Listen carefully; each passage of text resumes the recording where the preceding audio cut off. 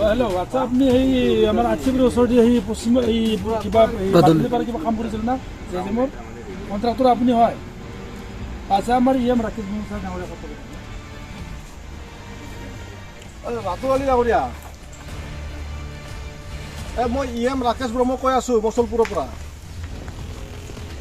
ৰাতুল আলী কোন হয় নহয় ৰহিম আলীয়ে হয় আপুনি সেই বাদুলিপাৰাত কিবা পশ্চিম সুবা MPWSSৰ কাম কৰিছিল না আচ্ছা এইটো কামটোতো বিৰাট বেয়া হৈছে ৰে ভাই তই কি নিজে কাম কৰাটো গম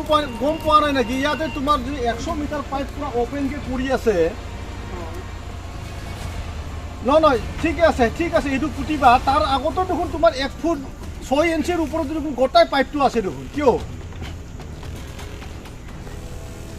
মাটিৰ তলত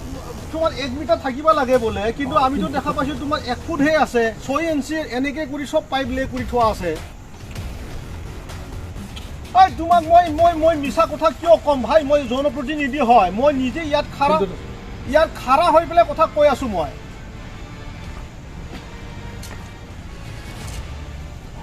নহয় তোমাৰ লগত মই ইমান এইবাৰ আৰ্গুমেণ্ট কৰিবলৈ নাই তোমাক মই এতিয়া আমাৰ আইঠাবাৰী থানাত মই কেছ ৰেজিষ্টাৰ কৰি আছোঁ তুমি ইয়াতে আহা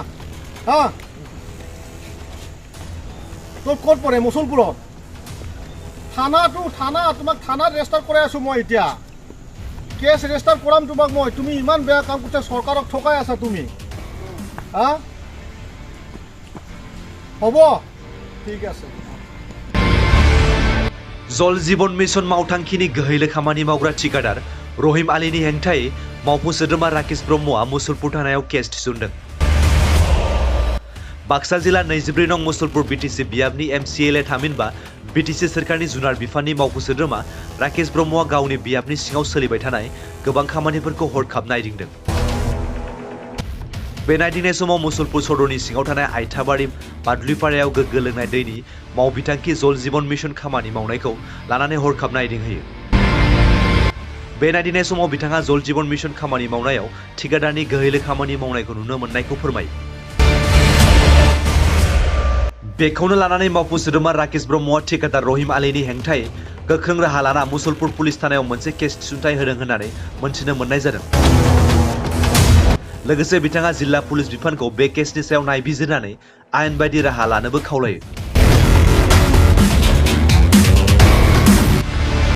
যোৱাকালিৰ পৰা আমাৰ মছলপুৰ সমষ্টিৰ অন্তৰ্গত মই বহুখিনি কাম চাই ফুৰি আছোঁ আৰু মই ইয়াত দেখা পাইছোঁ বহুতো কাম বিসংগতি হৈছে ইয়াতে স্পেচিয়েলি জেজেএমৰ কামত বিৰাট এটা খেলিমেলি ইয়াতে আমি দেখা পাইছোঁ আৰু তাৰ কাৰণে মই যিহেতু ভাৰতৰ প্ৰধানমন্ত্ৰী ডাঙৰীয়াই বহু মৰমৰে আমাৰ অসমত বা আমাৰ বিটিআৰ অঞ্চলত পানীৰ যি সমস্যা সেইটো সমাধান কৰাৰ কাৰণে 2000 কোটিৰ ওপৰতো টকা ইয়াত আবেদন দিছে আৰু এতিয়া ইমপ্লিমেণ্টৰ ক্ষেত্ৰত আমাৰ ঠিকাদাৰৰ যি ঘপলামি যিখিনি মানে বেয়া কাম ইয়াত মানে উদুঙাই গৈছে কাৰণ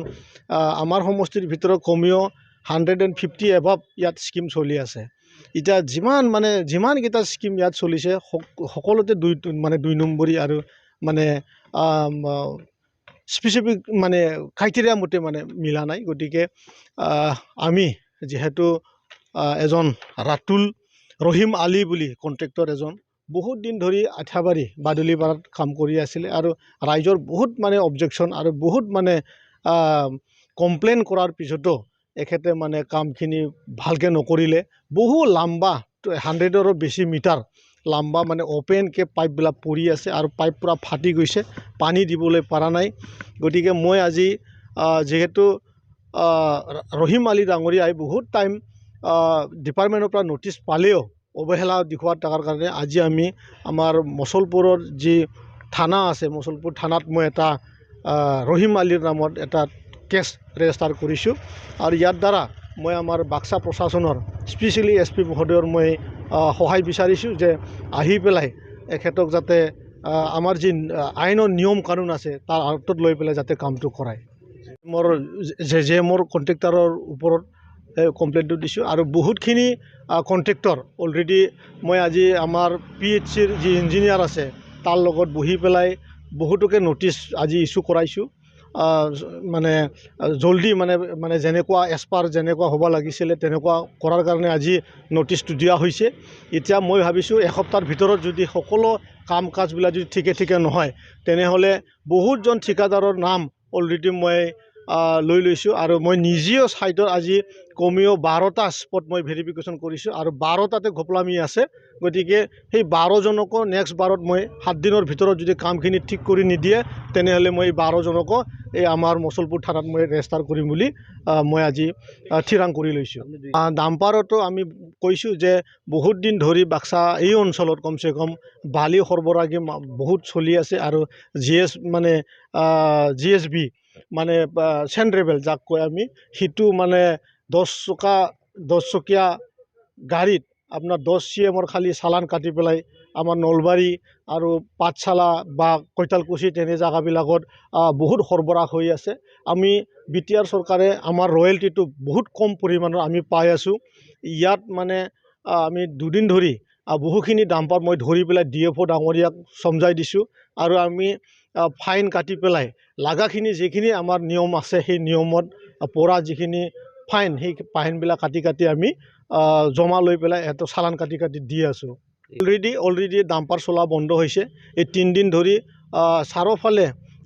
আমাৰ যিখিনি কোৱাৰী আছিলে চব বন্ধ হৈছে আৰু আমি কৈছোঁ আজিও কোৱাৰী মালিকবিলাকৰ লগত মিটিং হৈছিলে। আমি মিটিঙত সেইটোৱে কথা কৈছোঁ যে আপোনালোকে চালান প্ৰপাৰলি কাটি পেলাই মাল লৈ যাওক। কনষ্ট্ৰাকশ্যনৰ কাম চলি আছে চাৰিওফালে, এইবিলাক কাম বন্ধ হ'ব নালাগে। আপোনালোকে চালানটো কাটি পেলাই লৈ যোৱাত আমাৰ একো অসুবিধা নাই, খালি প্ৰপাৰ কৰক। আৰু সেইটোৱে মই আমাৰ বাক্সা প্ৰশাসনকো কৈছোঁ। আমি BTRৰ আমাৰ ফেৰেঙা ডাঙৰীয়াক মই অনুৰোধ কৰিছোঁ যে আমাৰ বাক্সা অঞ্চলত আৰু অতিৰিক্ত আমাৰ ফৰেষ্ট গাৰ্ড লাগে। ইয়াত বহুত মানে ফৰেষ্ট গাৰ্ড কমিৰ কাৰণে তেনেধৰণৰ মানে 2 নম্বৰী কামবিলাক হ'বলৈ সুবিধা পাই আছে আৰু আশা কৰিছোঁ আমি এই সপ্তাহ বা এই মাহৰ ভিতৰতে আমি বৰমা অঞ্চলত এটা গেট মানে ফৰেষ্ট গেট এটা লগাবলৈ সক্ষম হ'ম বুলি আমি আশা কৰিছোঁ।